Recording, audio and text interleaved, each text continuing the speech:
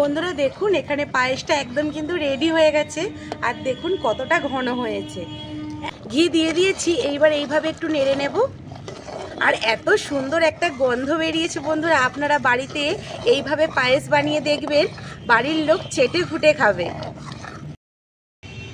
নমস্কার বন্ধুরা, মৌমিদের ইয়াম্মি কিচেনে আপনাদের স্বাগত জানিয়ে চলে আসলাম আজকে আমরা একটা নতুন রেসিপি নিয়ে।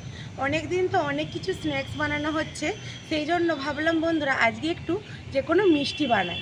আর মিষ্টি বানাই কিন্তু আমাদের একটা খুবই লোভনীয় জিনিস।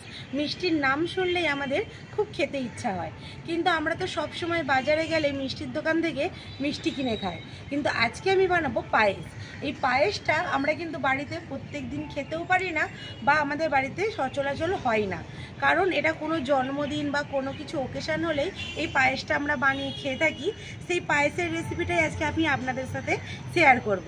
আর আজকে আমি কোনো সিমুয়ের পায়েস বানাবো না, আর আজকে আমি বানাবো গোবিন্দভোগ চালের পায়েস। এই গোবিন্দভোগ চালের পায়েসটা আমি কীভাবে বানাচ্ছি আপনারা প্রথম থেকে শেষ পর্যন্ত দেখতে থাকুন। আশা করি আজকের রেসিপি আপনাদের খুব ভালো লাগবে।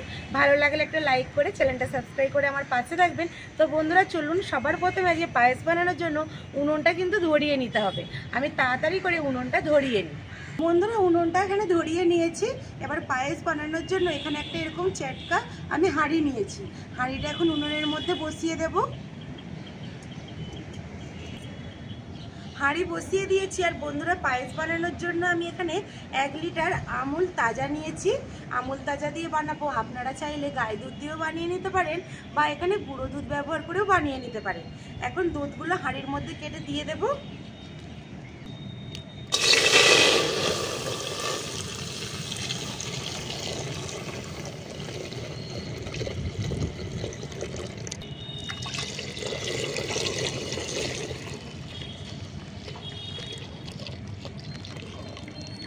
বন্ধুরা দুধ তো ঢেলে দিয়েছি হাঁড়ির মধ্যে। এবার একটু দিয়ে দেবো জল, কারণ জল না দিলে চালটা সেদ্ধ হবে, তখন দুধটা একদম মরে যাবে, সেই জন্য একটু জল দিয়ে দেবো।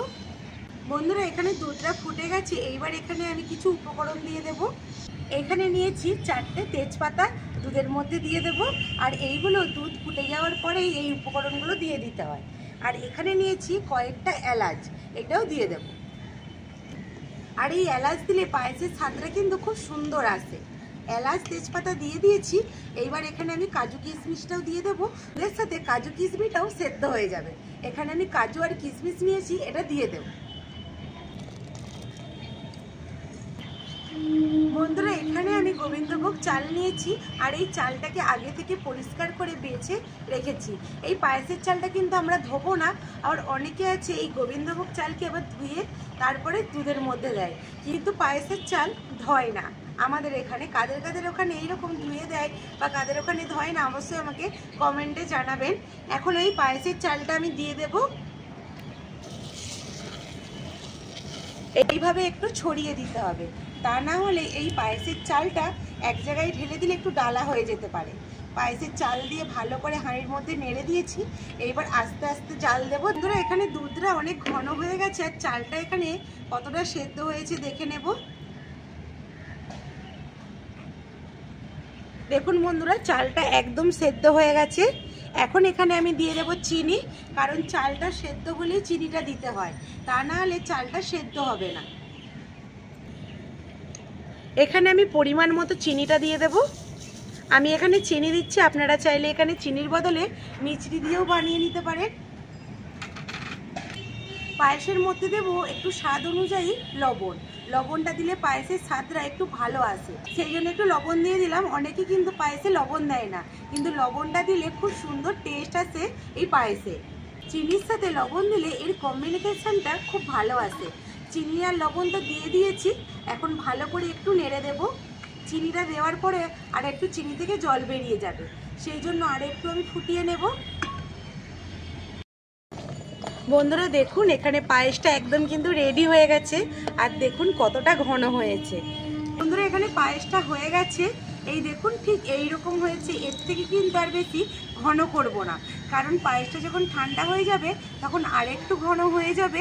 তাই এখন আমি নামিয়ে নেব। বন্ধুরা পায়েসটা নামানোর আগে এখানে আমি 1 চামচের মতো ঘি দিয়ে দেব। পায়েসের মধ্যে ঘি দিলে এই পায়েসের স্বাদটাও আরও সুন্দর হয়ে যায়।